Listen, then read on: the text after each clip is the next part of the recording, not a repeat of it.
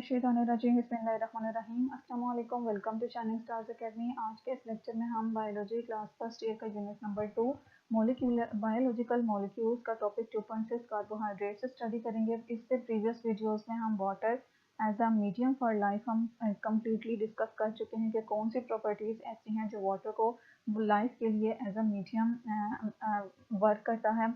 और इसके अलावा उन प्रॉपर्टीज से रिलेटेड कॉन्सेप्चुअल क्वेश्चन भी मैंने बहुत डिटेल से आप लोगों के साथ उन वीडियोस में डिस्कस कर लिए हैं।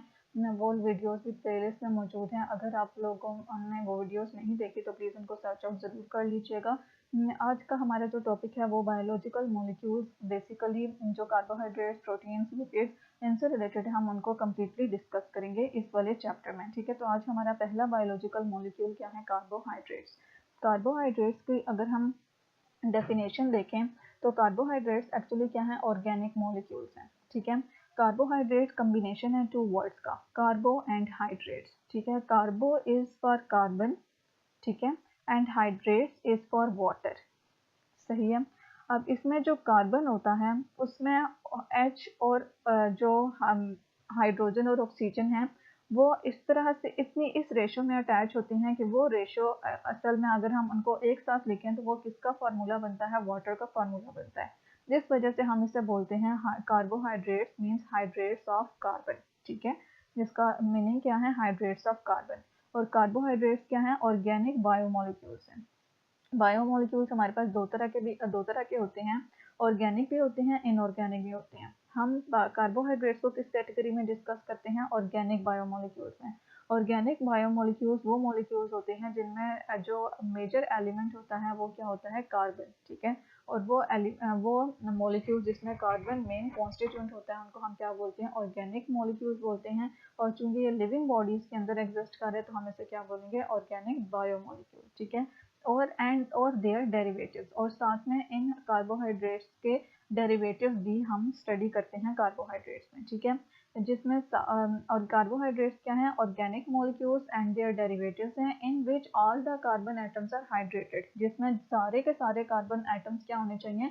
हाइड्रेटेड। हाइड्रेटेड मीन्स कि उसमें हाइड्रोजन और ऑक्सीजन की रेशो इस तरह से होनी चाहिए कि वो क्या बन रहा हो? वाटर का फार्मूला बन रहा हो। ठीक है, इस वजह से हम कार्बोहाइड्रेट्स को हाइड्रेट्स ऑफ कार्बन बोलते हैं, या कार्बन एटम्स जिसमें हाइड्रेटेड फॉर्म में होते हैं उनको हम क्या बोलते हैं? कार्बोहाइड्रेट्स। और इनकी जनरल फार्मूला क्या बनता है? CnH2O होल n, और यहाँ पे n नंबर ऑफ कार्बन और यहाँ पे n number of water molecules को रिप्रेजेंट कर रहे हैं। ठीक है, जो कार्बोहाइड्रेट्स हैं इसमें जो मेन एटम्स मौजूद होते हैं वो कार्बन, हाइड्रोजन एंड ऑक्सीजन होते हैं। इस वजह से हम कार्बोहाइड्रेट्स को compounds of carbon, hydrogen and oxygen बोलते हैं। और इसके मीनिंग्स क्या होते हैं? Hydrates of carbon. ठीक है, अब हमारे पास ग्लूकोज का मोलिकुलर फार्मूला क्या बनता है? C6H12O6।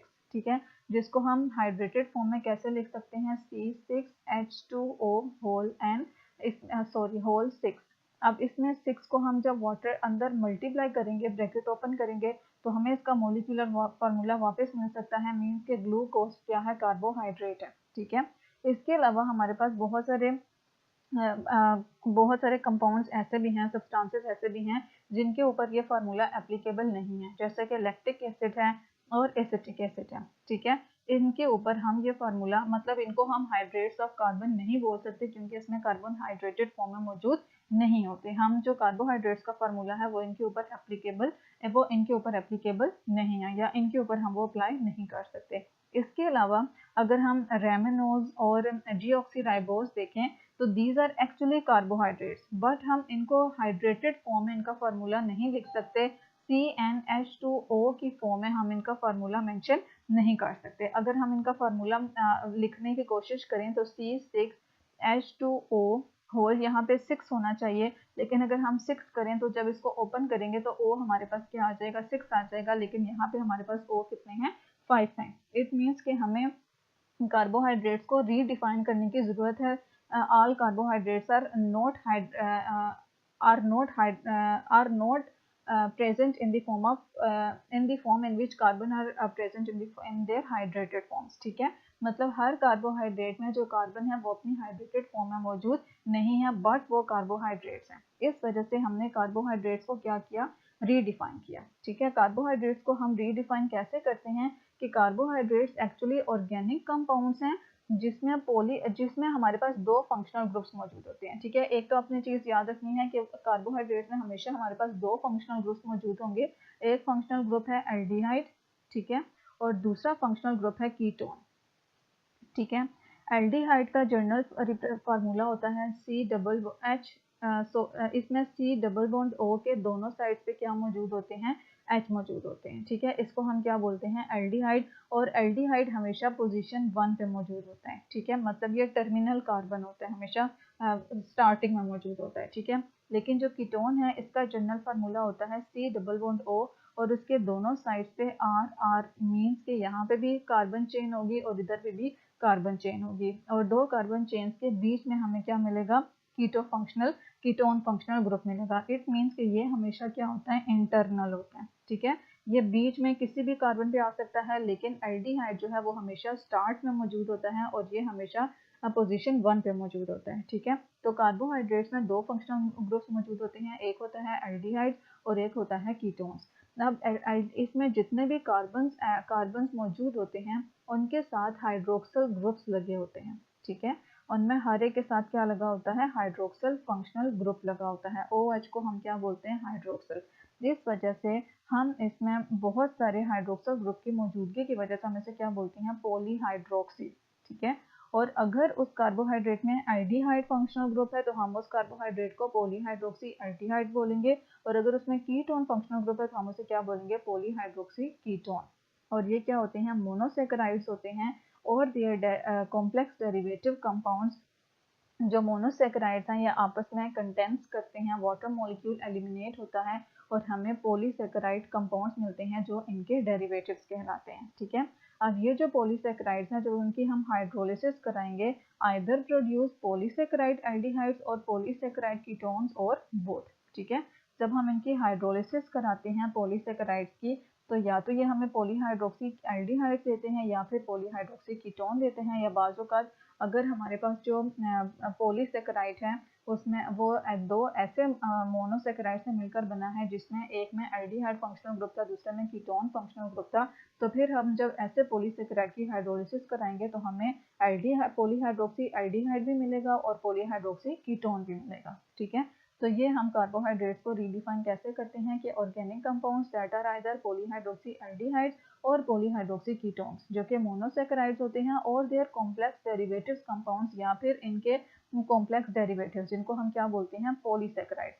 और इन पॉलीसेकेराइड्स की जब हम हाइड्रोलिसिस कराते हैं तो ये पॉलीहाइड्रोक्सी एल्डिहाइड्स या पॉलीसेकेराइड कीटोन्स देते हैं, या फिर हमें दोनों भी मिल सकते हैं। ठीक है, नेक्स्ट हमारे पास ये एल्डिहाइड्स और कीटोन के बारे में मैंने आपको बता दिया है। एल्डिहाइड हमेशा टर्मिनल कार्बन पे मौजूद होता है और जो कीटोन है वो हमेशा इंटरनल मौजूद होता है। ठीक है, और नेक्स्ट हमारे पास जो टॉपिक है वो क्लासिफिकेशन ऑफ कार्बोहाइड्रेट्स के बारे में है। कार्बोहाइड्रेट्स को हम जनरली क्या बोलते हैं, शुगर्स। ठीक है, कार्बोहाइड्रेट्स के लिए जनरली हम शुगर्स और सेकेराइड का वर्ड यूज़ करते हैं। अब इसकी रीज़न आ सकती है कि why carbohydrates are called as sugars या why carbohydrates are called as saccharides. तो इसकी रीज़न क्या है कि जो हमारे पास मोस्ट फेमिलियर कार्बोहाइड्रेट्स हैं, जैसे हम टेबल शुगर घरों में जो चीनी यूज़ करते हैं उसका टेस्ट क्या होता है, स्वीट इन टेस्ट होता है। ठीक है, तो जो हमारे पास जाने पहचाने कार्बोहाइड्रेट्स हैं वो स्वीट इन टेस्ट हैं, और इस स्वीटनेस की वजह से हम इसे क्या बोलते हैं, शुगर्स या फिर सेकेराइड्स बोलते हैं। और जो सेकेराइड्स का वर्ड है ये ग्रीक वर्ड सेकरॉन से निकला है जिसके मीन्स क्या है, शुगर। इस वजह से हमने शुगर्स और सेकेराइड्स दोनों वर्ड यूज़ करते हैं। ठीक है, अब हमारे पास कार्बोहाइड्रेट्स की अगर हम सिंपलेस्ट फॉर्म्स देखें तो जो हमारे पास टू सिंपलेस्ट शुगर्स हैं वो क्या हैं, ग्लूकोस एंड फ्रुक्टोज हैं। ठीक है, अब हमारे पास जो ग्लूकोज और फ्रुक्टोज हैं ये इन दोनों में कितने कार्बन मौजूद हैं, 6 कार्बन मौजूद हैं। ठीक है, ये दोनों जो कार्बोहाइड्रेट्स हैं ये इसमें इनका मॉलिक्यूलर फार्मूला सेम है जो कि C6H12O6 है। ठीक है, लेकिन एक को हम ग्लूकोज का नाम देते हैं, एक को हम फ्रुक्टोज का नाम देते हैं, क्योंकि इनमें फंक्शनल ग्रुप डिफरेंट है। ग्लूकोज में एल्डिहाइड फंक्शनल ग्रुप है, ठीक है, और फ्रुक्टोज में कीटोन फंक्शनल ग्रुप है। सही है, ग्लूकोज में एल्डिहाइड और फ्रुक्टोज में कीटोन फंक्शनल ग्रुप है। ग्लूकोज में पोजीशन 1 पे एल्डिहाइड मौजूद होता है और फ्रुक्टोज में पोजीशन 2 पे कीटोन फंक्शनल ग्रुप मौजूद होता है। अब इनका अगर हम स्ट्रक्चर देखें, ये ग्लूकोज है और ये हमारे पास क्या है, फ्रुक्टोज। ग्लूकोज एल्डिहाइडिक शुगर है। एल्डिहाइड हमेशा टर्मिनल कार्बन पे मौजूद होता है। तो ये यहाँ पे ये जो फंक्शनल ग्रुप है ये क्या है, एल्डिहाइडिक फंक्शनल ग्रुप है। इसके एल्डिहाइडिक फंक्शनल ग्रुप के एक तरफ H होता है और दूसरी तरफ कार्बन की चेन होती है, ठीक है। तो इसके ये कार्बन है और इसके एक तरफ H मौजूद है और दूसरी तरफ ये कार्बन की चेन है जो कि 5 कार्बन की चेन है, ठीक है। अब हर कार्बन के साथ OH और H मौजूद है, ठीक है। इसमें एक चीज़ आप लोगों ने याद रखनी है कि जो ग्लूकोज और फ्रुक्टोज में कॉमन चीज़ है वो ये है कि दोनों के जो पोजीशन थर्ड है, ठीक है, दोनों का जो थर्ड कार्बन है उस पर जो हाइड्रोक्सल ग्रुप मौजूद होता है वो लेफ्ट साइड पर मौजूद होता है और बाकी जितने भी कार्बन हैं उस पर हाइड्रोजन ग्रुप जो हाइड्रोक्सल ग्रुप जो मौजूद होता है वो राइट साइड पे है, ठीक है। आप लोगों ने एक चीज़ कॉमन क्या है ग्लूकोज और फ्रुक्टोज में कि इसमें जो पोजीशन नंबर 3 है कार्बन की उसमें हाइड्रोक्सल ग्रुप लेफ्ट साइड पर मौजूद है, ग्लूकोज में भी और फ्रुक्टोज में भी, ठीक है। और डिफरेंस इनके फंक्शनल ग्रुप का है, जो एल्डी ग्लूकोज है उसमें एल्डिहाइड फंक्शनल ग्रुप है और फ्रुक्टोज में कीटोन फंक्शनल ग्रुप मौजूद है। ग्लूकोज में जो फंक्शनल ग्रुप है वो पोजीशन 1 पे है और फ्रुक्टोज में जो फंक्शनल ग्रुप है वो पोजीशन 2 पे है, ठीक है। अब ये हमारे पास पूरा ग्लूकोज का स्ट्रक्चर, ये हमारे पास फ्रुक्टोज का स्ट्रक्चर, इसमें आप लोगों ने ऐसे ही करना है। जो थर्ड कार्बन है उसके जस्ट OH लेफ्ट साइड पे होता है, ग्लूकोज में भी फ्रुक्टोज में भी, बाकी सारे OHs राइट साइड पे होते हैं। और जो टर्मिनल कार्बन होते हैं यहाँ पे भी देखें ये क्या है, टर्मिनल कार्बन है, ये भी क्या है टर्मिनल कार्बन। जो आखिरी कार्बन होता है उसमें हमेशा CH2OH होता है, ठीक है, वो हमेशा क्या होता है CH2OH। यहाँ पे कार्बन के साथ 2 हाइड्रोजन और 1 हाइड्रोक्सल होता है, ठीक है। ये भी इसका टर्मिनल कार्बन है, यहाँ पे भी देखें कार्बन के साथ 2 हाइड्रोजन और 1 हाइड्रोक्सल ग्रुप है, सही है। तो जो टर्मिनल कार्बन होते हैं वो किस फॉर्म में होते हैं, CH2OH की फॉर्म में होते हैं। और एल्डिहाइड हमेशा पोजीशन 1 पे मौजूद होता है, कीटोन इंटरनल मौजूद होता है। ये चीज़ें आप लोगों ने याद रखनी है।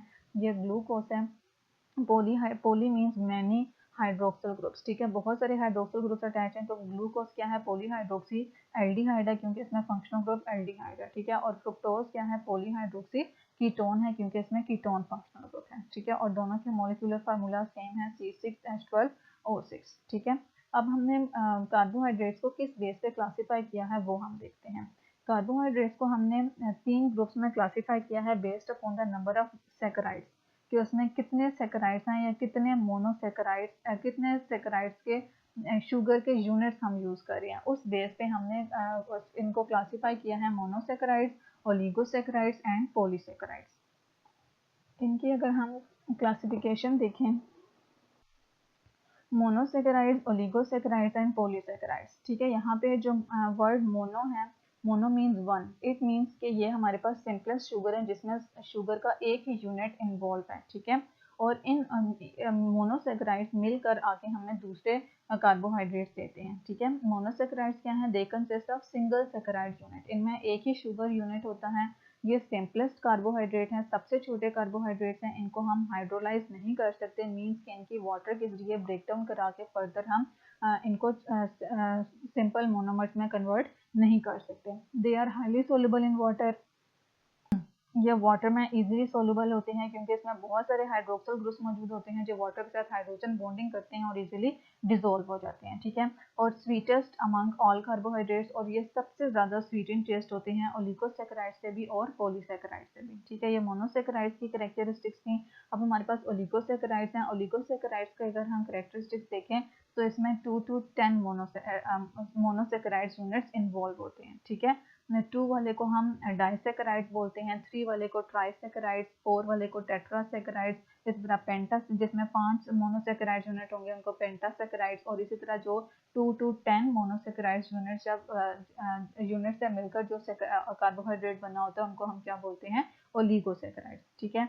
They have less complex structure, so upon hydrolysis they yield at least 2 and maximum 10 monosaccharides, ठीक है। कि इनका भी थोड़ा सा स्ट्रक्चर कॉम्प्लेक्स है जिसको हम हाइड्रोलिसिस करवाएं क्योंकि ये एक से ज़्यादा मोनोमर से मिलकर बने हैं। तो जब हम वाटर के जरिए इनकी ब्रेक डाउन कराएंगे तो ये हमें मोनोसैकराइड यूनिट्स देंगे, ठीक है। अगर कोई ऐसा सैकराइड है जो 2 मोनोसैकराइड से मिलकर बना है तो उसकी जब हम हाइड्रोलिसिस कराएंगे तो हमें कितने मोनोसैकराइड्स मिलेंगे, 2 मोनोसैकराइड्स मिलेंगे, और मैक्सिमम हमारे पास 10 मोनोसैकराइड्स होते हैं ओलिगोसैकेराइड में तो मैक्सिमम हमें कितने मोनोसैकेराइड मिल सकते हैं हाइड्रोलिसिस के बाद 10 मोनोसैकेराइड, ठीक है। और ये लेस सोल्यूबल इन वाटर होती हैं, कॉम्प्लेक्स स्ट्रक्चर होने की वजह से हाइड्रोजन बॉन्डिंग की जो फॉर्मेशन है वाटर के साथ वो उसकी एबिलिटी कम हो जाती है, जिसकी वजह से ये वाटर में लेस सोल्यूबल हैं और ये लेस स्वीट इन टेस्ट है, ठीक है। मोनोसैकेराइड के मुकाबले में ये लेस स्वीट है, ठीक है।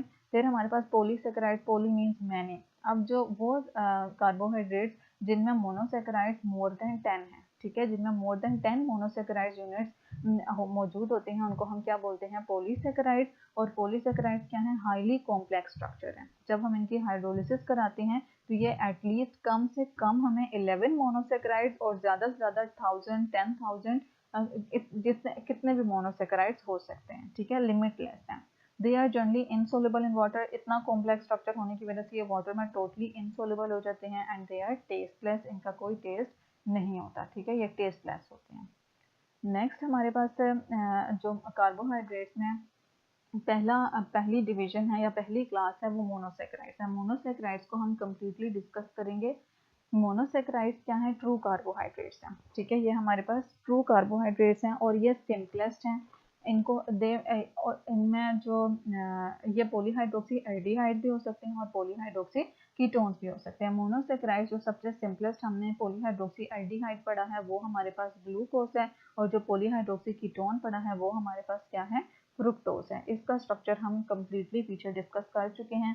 इनका जनरल फार्मूला क्या होता है, CH2O, जहाँ पे n number of carbon atoms होते हैं, ठीक है। n number of carbon atoms, जो मोनोसैकेराइड में नंबर ऑफ कार्बन एटम्स हैं वो 3 to 7 हो सकते हैं, ठीक है। मोनोसैकेराइड में नंबर ऑफ कार्बन एटम या कार्बन की जो चेन होती है वो 3 से लेकर 7 कार्बन एटम्स तक की हो सकती है। जैसे ग्लूकोज में 6 कार्बन एटम्स की चेन मौजूद थी, ठीक है। All the carbon atom in monosaccharides have hydroxyl group, जितने भी कार्बन एटम्स हैं मोनोसैकेराइड्स में उन सब में क्या मौजूद होता है, हाइड्रोक्सिल ग्रुप मौजूद होता है, एक्सेप्ट वन, सिर्फ एक कार्बन के अलावा, ठीक है। मतलब अगर 6 कार्बन एटम्स हैं तो इसमें सारों के ऊपर क्या मौजूद होगा, हाइड्रोक्सिल ग्रुप मौजूद होगा। सिर्फ एक कार्बन पे हाइड्रोक्सिल ग्रुप मौजूद नहीं होगा, और वो कार्बन किसका पार्ट होगी, एल्डिहाइड या फिर कीटोन का पार्ट होगी, ठीक है। जैसे हमने यहाँ पे देखा, यहाँ पे जितने भी कार्बन एटम्स हैं, ठीक है, सबके पास हाइड्रोक्सिल ग्रुप मौजूद है, लेकिन जो एल्डिहाइड कार्बन है उसमें एक तरफ डबल बॉन्ड O और एक तरफ हाइड्रोजन और दूसरी साइड पे कार्बन की चेन है, ठीक है। तो इसके पास हाइड्रोक्सिल ग्रुप मौजूद नहीं है, ये एल्डिहाइड है। और ये क्या है, कीटोन। कीटोन में भी अगर हम देखें C डबल बॉन्ड O, एक तरफ कार्बन और दूसरी तरफ भी क्या मौजूद है, कार्बन मौजूद है, तो इसमें भी हाइड्रोक्सिल ग्रुप मौजूद नहीं है, ठीक है। तो जितने भी हमारे पास कार्बन आइटम्स होती हैं मोनोसैकेराइड्स में उन सब में हाइड्रोक्सिल ग्रुप मौजूद होता है, except one carbon that is the part of aldehyde और कीटोन। नेक्स्ट हमारे पास अब हम क्लासिफिकेशन ऑफ मोनोसैकेराइड्स पढ़ेंगे। क्लासिफिकेशन ऑफ मोनोसैकेराइड्स अगर हम देखें तो हमने इसको दो बेसिस पे क्लासीफाई किया है। एक हमने किया है फंक्शनल ग्रुप की बेसिस पे और दूसरा हमने किया है नंबर ऑफ कार्बन एटम्स की बेसिस पे, ठीक है। On the basis of functional group अगर हम देखें तो फंक्शनल ग्रुप हमारे पास दो हैं, या तो एल्डिहाइड है या फिर कीटोन है। जिसमें एल्डिहाइड फंक्शनल ग्रुप है उन मोनोसैकेराइड्स को हम एल्डोजेस बोलते हैं, और जिनमें कीटोन फंक्शनल ग्रुप है उनको हम कीटोजेस बोलते हैं, ठीक है। On the basis of number of carbon atoms देखें, मोनोसैकेराइड्स में जैसे हमने बात की कि number of carbon atoms 3 to 7 हो सकते हैं, ठीक है। तो 3 कार्बन वाले को हम ट्राइओजेस बोलते हैं, ठीक है। इसमें ट्राई मीन्स 3, ठीक है। जो 3 कार्बन वाला होगा उसका हम ट्राइओजेस, 4 कार्बन वाले को टेट्रोजेस, 5 कार्बन वाले को पेंटोजेस, 6 कार्बन वाले को हेक्सोजेस एंड 7 कार्बन वाले को हेप्टोजेस, ठीक है। फंक्शनल ग्रुप की बेसिस पे एल्डोजेस एंड कीटोजेस, और नंबर ऑफ कार्बन एटम्स की बेसिस पे ट्राइओजेस, टेट्रोजेस, पेंटोजेस, हेक्सोजेस एंड हेप्टोजेस, ठीक है। अब इसका हम टेबल देखते हैं जो कि बुक की पेज नंबर 53 पे मौजूद है। ये हमारे पास कुछ मोनोसैकेराइड्स की एग्जांपल्स और उनके फंक्शंस दिए हुए हैं, ठीक है। पहला कार्बन, पहली क्लास ट्राइओजेस, 3 कार्बन वाली। अब इसका फंक्शनल ग्रुप क्या होता है, फंक्शनल ग्रुप एल्डिहाइड शुगर का भी, कीटोन शुगर का भी जो फार्मूला होता है वो हमारे पास सेम होता है, ठीक है। इनका मोलिकुलर फार्मूला क्या है, C3H6O3, ठीक है।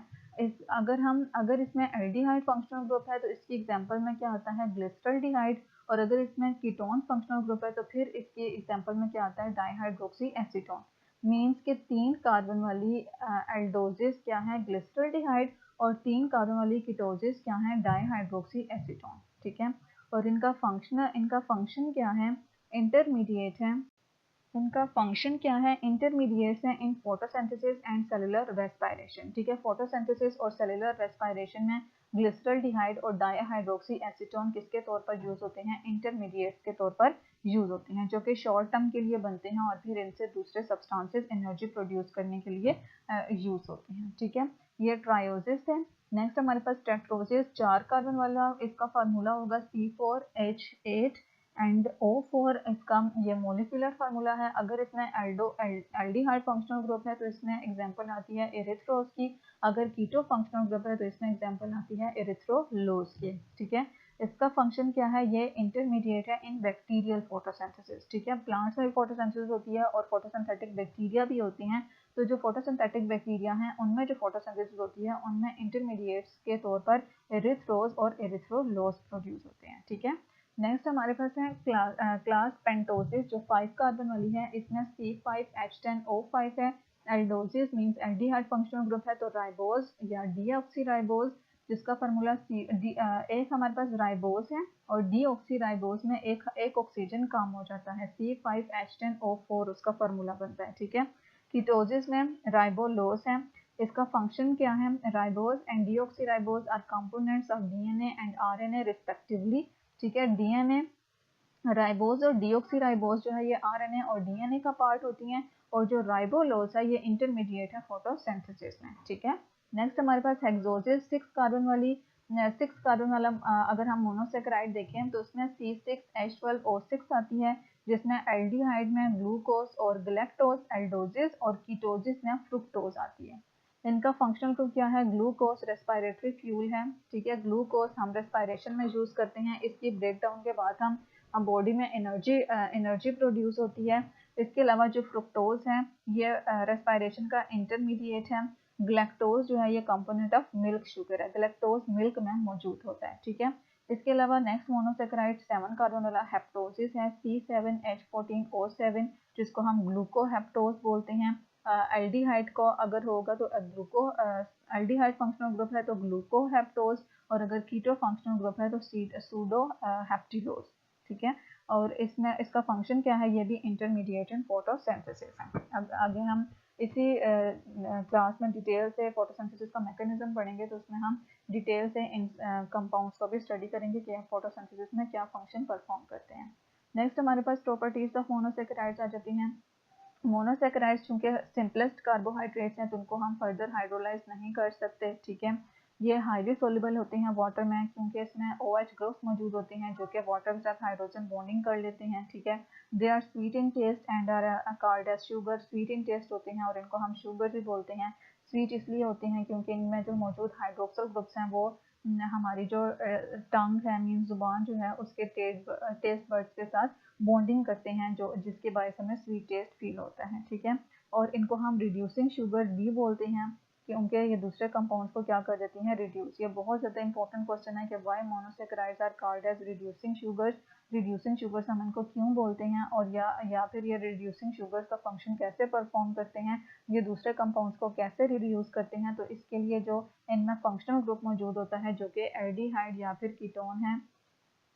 ठीक है, एल्डिहाइड या फिर कीटोन है, तो इसमें जो मौजूद कीटोन में दोनों तरफ आर आर होगा, इसमें जो मौजूद ऑक्सीजन होता है। ठीक है, इसके ऊपर जो ऑक्सीजन मौजूद है उसके ऊपर लोन पेयर्स होते हैं।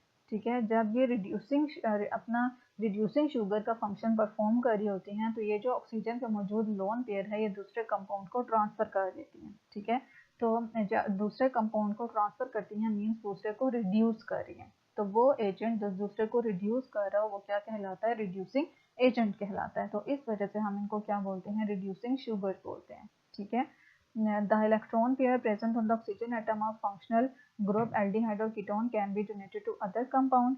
ठीक है, they show stereo isomerism due to different orientation of the hydrogen and hydroxyl group at the multiple asymmetric और कायरल सेंटर।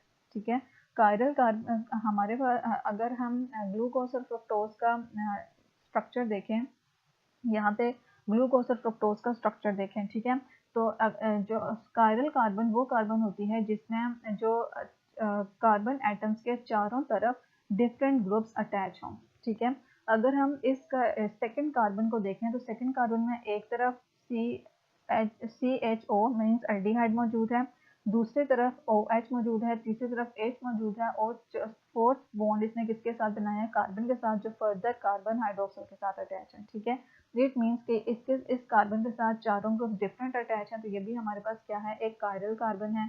ठीक है, इस थर्ड कार्बन देखें तो इसमें भी हमारे पास चारों डिफरेंट कार्बन चारों डिफरेंट ग्रुप से अटैच है, तो ये भी हमारे पास कायरल कार्बन एटम मौजूद है।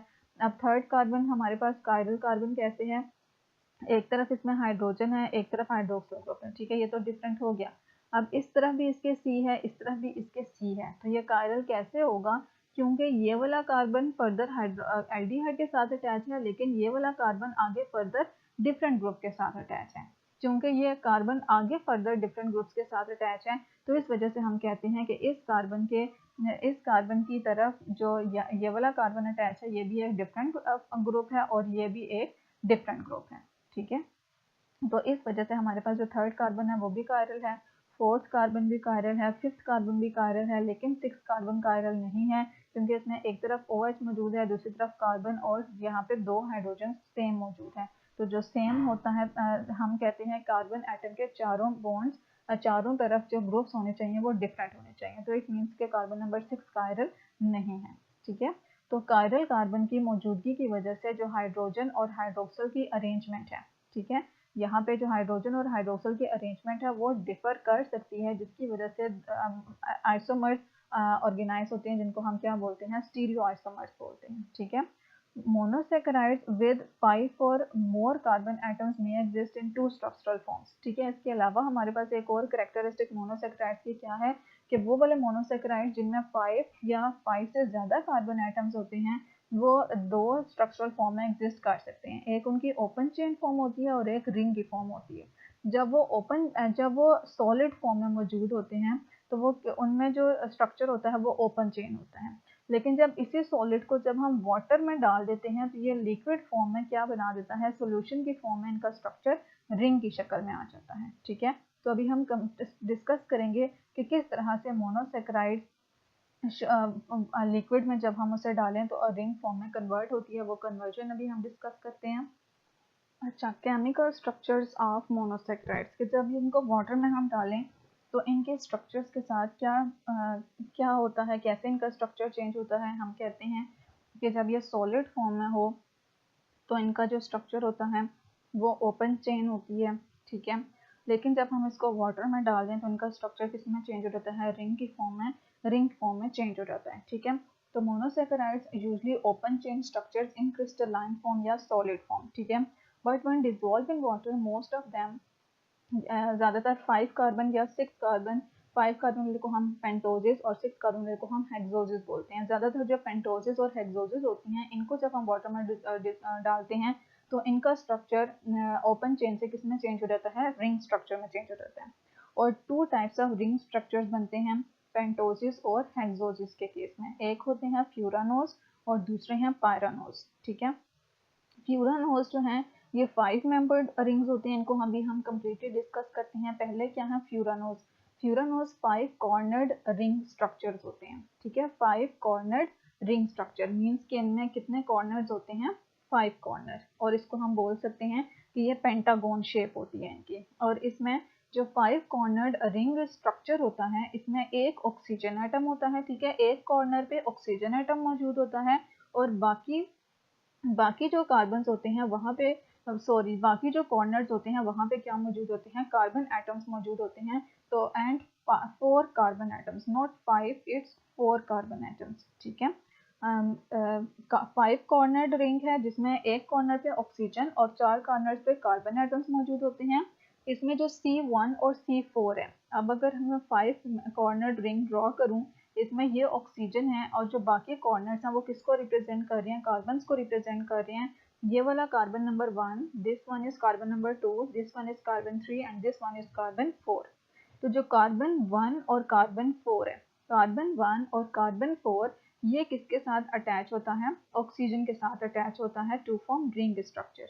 जो कार्बन नंबर 1 है और जो कार्बन नंबर 4 है ये किसके साथ अटैच हो जाता है, एक ऑक्सीजन एटम्स के साथ अटैच हो जाता है, जिसकी वजह से जो स्ट्रक्चर है वो क्या किसकी फॉर्म में आ जाता है, हमारे पास रिंग फॉर्म में आ जाता है। ठीक है, ऑल पेंटोजेस एंड कीटोहेक्सोसिस, जो 5 कार्बन मोनोसेकेराइड्स हैं उन 5 कार्बन मोनोसेकेराइड्स मींस पेंटोजेस, ठीक है, और कीटोहेक्सोसिस वो वाली हेक्सोसिस जिसमें कीटोन फंक्शनल ग्रुप है, वो जस्ट क्या बनाते हैं, 5 मेंबर्ड रिंग बनाते हैं, और 5 मेंबर्ड रिंग को हम क्या नाम देते हैं, फ्यूरानोस का नाम देते हैं। ठीक है, अब हम पायरानोस को देखें तो पायरानोस क्या है, 6 मेंबर्ड रिंग है, सॉरी 6 कॉर्नर्ड, मैं मेंबर्ड बोल रही हूँ तो उसको आप लोग कॉर्नर्ड कीजिएगा।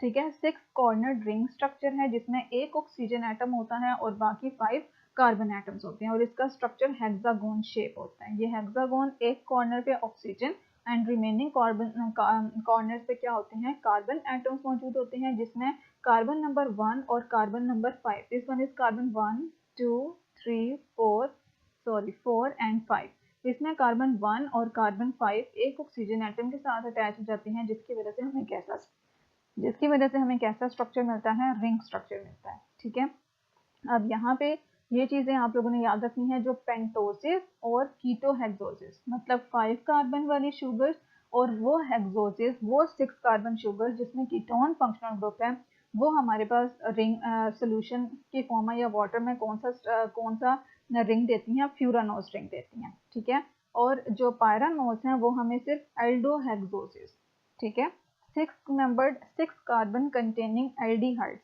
ठीक है, वो वाली मोनोसेकेराइड जिसमें 6 कार्बन मौजूद हों और एल्डिहाइड फंक्शनल ग्रुप हो, वो हमें सोल्यूशन में क्या देंगे, पायरानोसिस देंगे। ठीक है, ये आप लोगों का पायरानोस का स्ट्रक्चर है, सही है, जिसको मैं ड्रॉ करके बता चुकी हूँ। अब अगर हम ग्लूकोपायरानोस और ग्लूकोपायरानोस की फॉर्मेशन देखें तो ग्लूकोपायरानोस मीन्स कि ये किससे बना है, ग्लूकोज से बना है, और ग्लूकोज हम पढ़ चुके हैं, इसमें एल्डिहाइड फंक्शनल ग्रुप होता है और इसमें 6 कार्बन होते हैं, तो ये क्या है, एल्डोहेक्सोज है। ठीक है, तो जितने भी एल्डोहेक्सोजेस हैं वो क्या देते हैं, सोल्यूशन में जाके रिंग 6 कॉर्नर्ड रिंग देती हैं। ठीक है, तो ग्लूकोज एल्डोहेक्सोज शुगर है, एल्डोहेक्सोजेस फॉर्म पायरानोसिस रिंग स्ट्रक्चर, एल्डोहेक्सोजेस क्या देती हैं, पायरानोस रिंग स्ट्रक्चर देती हैं। When dissolve in water the oxygen atom of the aldehyde group reacts with the C5, यहाँ पे क्या होता है कि ये हमने ग्लूकोज का स्ट्रक्चर ड्रॉ किया है। ठीक है, ये हमारे पास ग्लूकोज का स्ट्रक्चर है, जब हम इसको वाटर में डालते हैं तो होता क्या है कि जो पोजीशन 1 पे मौजूद एल्डिहाइड्स का कार्बन होता है वो पोजीशन 5 पे कार्बन के साथ रिएक्ट कर जाता है। एल्डिहाइड्स का जो कार्बन है वो पोजीशन 5 पे कार्बन के साथ इस तरह से रिएक्ट करता है कि यहाँ से इस इधर का जो OH होता है, ठीक है, इस पे जो मौजूद OH है इसका हाइड्रोजन किसके पास चला जाता है, एल्डिहाइड्स के ऑक्सीजन के पास चला जाता है, और कार्बन और यहाँ के ऑक्सीजन के बीच में एक बॉन्ड बन जाता है, जिसकी वजह से हमें ये एक क्लोज रिंग लाइक स्ट्रक्चर मिल जाता है। ठीक है, अगर हम ये मैंने स्ट्रेट चेन स्ट्रक्चर ड्रॉ किया है, अगर हम इसको ही मोल्ड करके ड्रॉ करें तो कार्बन 1 पहले मैंने ड्रॉ किया C डबल बॉन्ड OH, इसके बाद हमने कार्बन 2 ड्रॉ किया। अब कार्बन 2 में ये वाला जो साइड है ये सारी किस साइड है, जो राइट साइड है ये कहाँ पे आनी है, नीचे, मतलब डाउनवर्ड आनी है, और जो लेफ्ट साइड है वो वहाँ के जो ग्रुप्स हैं वो हमेशा कार्बन के किस तरफ आने हैं, ऊपर की जानिब आने हैं। ठीक है, तो कार्बन 2 को अगर हम देखें तो हाइड्रोक्सिल ग्रुप राइट साइड पे है, तो यहाँ पे ये डाउनवर्ड आ गया, और हाइड्रोजन ग्रुप लेफ्ट साइड पे था वो अपवर्ड चला गया। ठीक है, थर्ड कार्बन पे हाइड्रोजन ग्रुप राइट साइड पे है और हाइड्रोक्सिल ग्रुप लेफ्ट साइड पे, तो हाइड्रोक्सिल ग्रुप ऊपर चला जाएगा। इसी तरह C4 कार्बन 4 पे हाइड्रोक्सिल ग्रुप डाउनवर्ड और हाइड्रोजन अपवर्ड।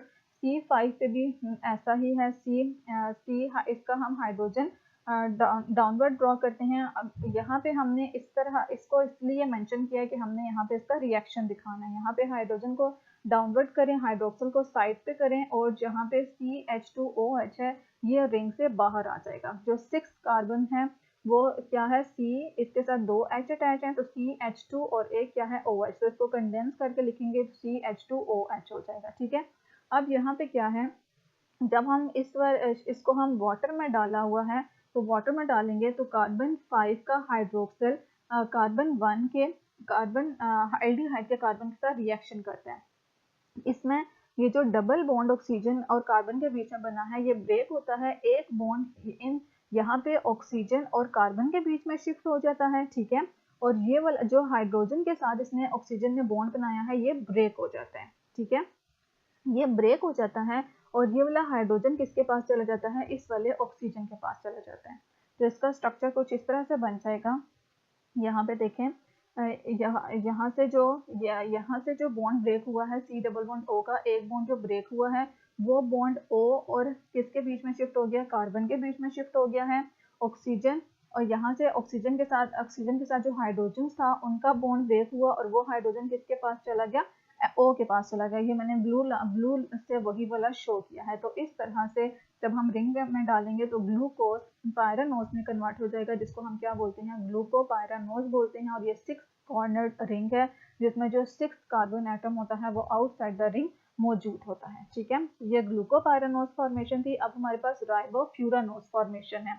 राइबोफ्यूरानोज कौन देगा, aldopentose sugar. Aldopentoses means aldehyde functional group मौजूद है और 5 कार्बन हैं, ठीक है। इसके अलावा जितने भी कीटोहेक्सोजेस हैं वो भी हमें क्या देते हैं, फ्यूरानोज रिंग देते हैं, ठीक है। राइबोज हमारे पास एल्डोपेंटोज शुगर है, ऑल पेंटोजेस फ्यूरानोज रिंग स्ट्रक्चर देते हैं when dissolve in water. Water में जो oxygen atom of the aldehyde group होता है, इसी तरह से वो second last carbon atom C4 के साथ रिएक्ट करता है वाटर में। In this way oxygen atom forms a link between, ठीक है। इस तरह से ऑक्सीजन एटम C1 और C4 के बीच में क्या प्रोवाइड कर देता है, एक लिंक प्रोवाइड कर देता है। OH group of C4 is shifted to C1, ठीक है। C4 का जो OH होता है वो अब कहाँ पे आ जाएगा, C1 के पास आ जाएगा, ठीक है। तो पहले हमने ये राइबोज का 5 कार्बन शुगर का ये स्ट्रेट चेन ड्रॉ की। इसमें सारे एचेस कहाँ पे होते हैं, राइट साइड पे, और सारे हाइड्रोक्सिल राइट साइड पे और सारे हाइड्रोजन लेफ्ट साइड पे, ठीक है। रिंग फॉर्म में ये कैसा होगा, यहाँ पे जितने भी राइट साइड पे ग्रुप्स हैं उनको डाउनवर्ड ड्रॉ करें और जो लेफ्ट साइड पे उनको अपवर्ड ड्रॉ करें। ये कार्बन नंबर 1 एल्डिहाइड, इसमें क्या होगा, जो डबल बॉन्ड है सी डबल बॉन्ड ओ, जिसका डबल बॉन्ड ब्रेक होके किसके बीच में शिफ्ट हो जाएगा, ऑक्सीजन और कार्बन के बीच में बॉन्ड बना लेगा, ठीक है। ये वाला हाइड्रोजन के साथ जो बॉन्ड है ये ब्रेक हो जाएगा और ब्रेक होने के बाद जो हाइड्रोजन है वो इस वाले ऑक्सीजन के पास आ जाएगा, ठीक है। ये देखें यहाँ पे जो सी डबल बॉन्ड ओ है वो ब्रेक हो गया, ओ और कार्बन के बीच में बॉन्ड बन गया और ओ के साथ जो हाइड्रोजन था वो किसके पास आ गया, ऑक्सीजन के पास आ गया। तो इस तरह से हमारे पास ये 5 कॉर्नर रिंग बनेगा। इसमें जो 5th कार्बन एटम होती है वो CH2OH की फॉर्म में रिंग के बाहर मौजूद होती है। इसको हम क्या बोलते हैं, राइबोफ्यूरानोज, ठीक है। This was all about carbohydrates and monosaccharides के टॉपिक को हमने कंप्लीट डिस्कस किया। उसमें हमने उनका केमिकल स्ट्रक्चर देखा कि किस तरह से वो सोल्यूशन वाटर में जाके रिंग टाइप स्ट्रक्चर बनाते हैं। तो उम्मीद करती हूँ वीडियो आप लोगों के लिए हेल्पफुल होगी। अगर हेल्पफुल है तो please like share and subscribe ज़रूर कीजिएगा। दुआ में याद रखिएगा। अल्लाह हाफिज़।